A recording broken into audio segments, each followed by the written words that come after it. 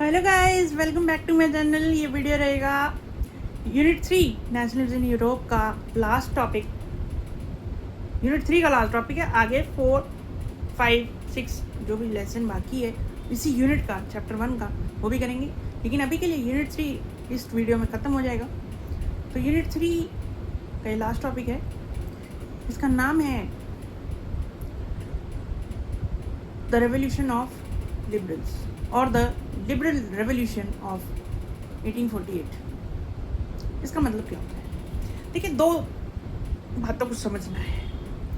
जो मैंने आपको पहले वीडियो में बताया था, वो बताया था कि पीजेंट्स की कंडीशन कैसी, सेलेसिया में किसने रिवोल्ट किया, वीवर सब किया था, वो आपको पता है। सेलेसियन रिवोल्ट भी पुअर का था। उससे पहले जब बात की हमने, तो एक वर्ड आपको याद रखना है, उसमें पुअर के रिवोल्ट्स की बात की गई है। एक जो है वो एजुकेटेड मिडिल क्लास की बात की गई है। उसमें भी आगे पता लगेगा middle class, liberal middle class की भी बात होगी अभी। तो अभी हम पहली बात करते थे पैरेलल टू द रिवोल्ट। अब समझिए बात कि revolt of the poor, unemployed, uneducated, working class and artisans, there was another revolt in 1848 which was led by the educated middle class all over the regions of Europe. ठीक है, अब ये करते क्या थे, क्या इनको इंस्पायर किया इन लोगों को, तो बताता हूँ। देखिए, इंस्पायर्ड, देखिए मैं बता रहा हूँ, वर्ड यूज करना है। Inspired by the events of February that happened in France.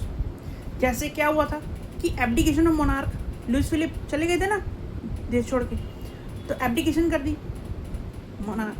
और क्या किया दूसरा, रिपब्लिक प्रोक्लेम कर लिया।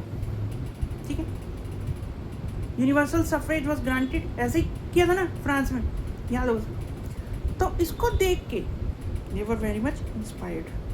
अब क्या हुआ कि जो nations, the countries that were not yet exist as nation states, जैसे कि अभी भी जर्मनी में बनना बाकी था, है ना, पोलैंड बनना बाकी था, स्विट्जरलैंड बनना बाकी था, ऑस्ट्रिया था।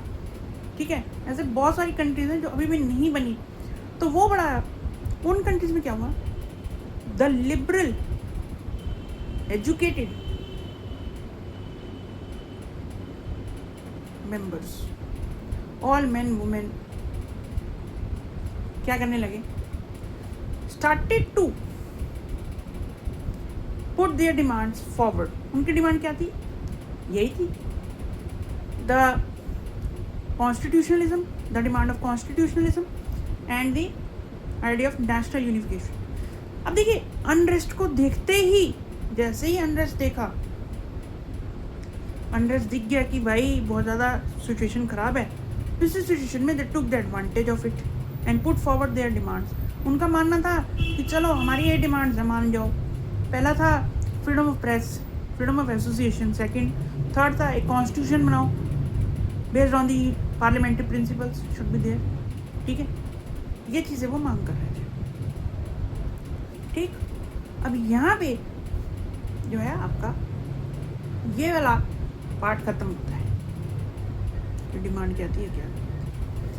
अब आती है the creation of all German national assembly in Germany 1848 में क्या हुआ। चलो बताता हूँ, बताओ।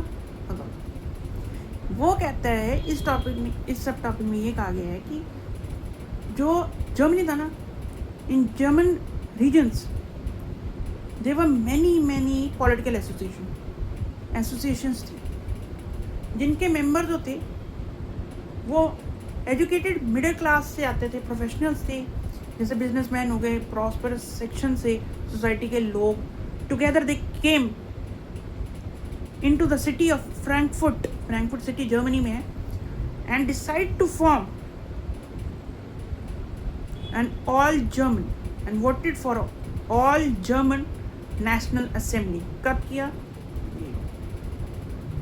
18 मई 1848 को, on 18 May 1848 831 elected representatives उन्होंने मार्च किया in the festive procession to take part in the Frankfurt parliament that was convened in the church of saint Paul. ठीक है, सेंट पॉल नाम की चर्च है वहाँ पे, उसको पार्लियामेंट बनाया गया। ठीक है, वहाँ पे सबको बुलाया गया, सारे लोग गए।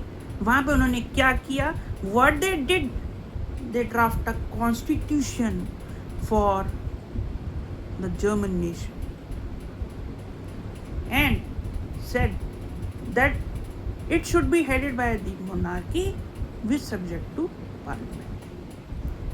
मोनार्की तो हमारा हेड बन जाएगा, लेकिन उसको सब्जेक्ट रहना पड़ेगा द अथॉरिटी ऑफ पार्लियामेंट में। अब देखिए प्रॉब्लम आएगी आगे।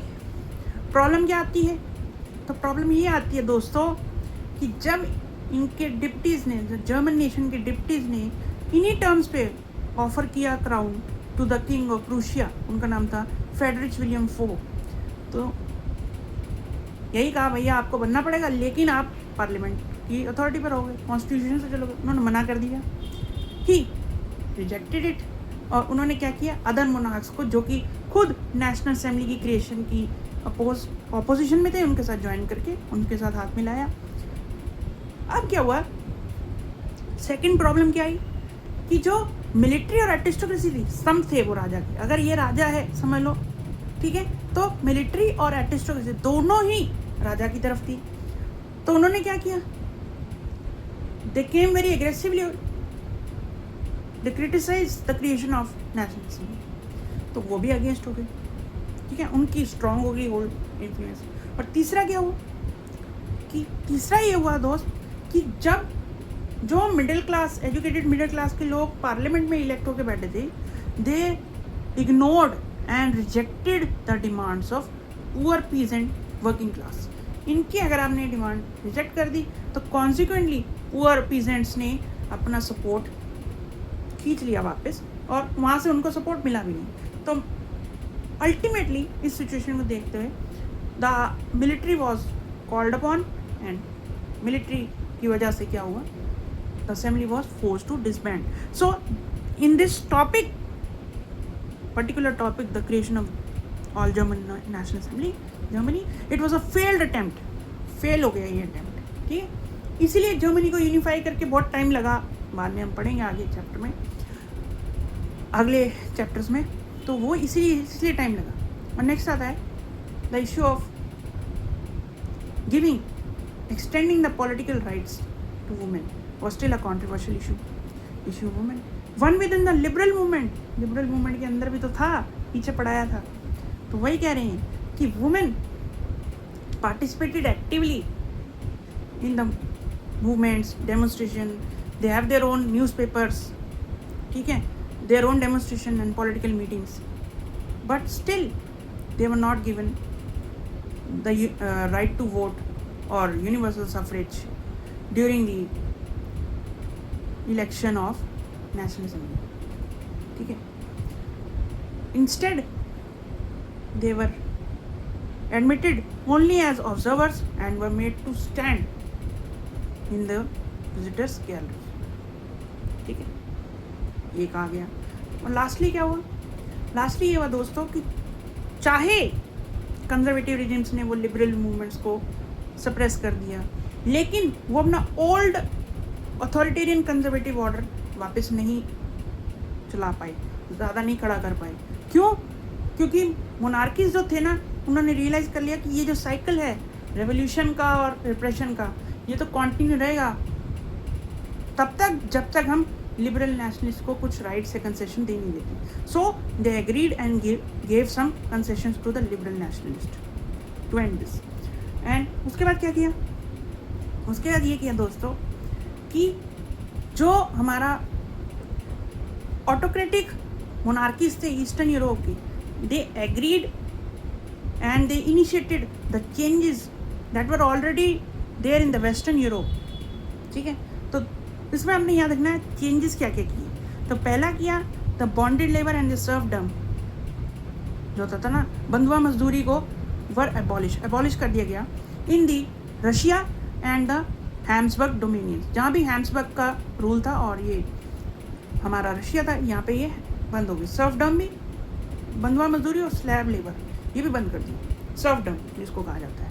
और उसके बाद क्या किया, द हैम्सबर्ग रूलर्स सेकंड, देखिए सेकंड है ये, क्या करते हैं, they give more autonomy to the Hungarians, Hungarians की पॉपुलेशन को और ऑटोनॉमी देते हैं 1867 में। तो आई होप दोस्तों ये वीडियो आपको समझ आया होगा।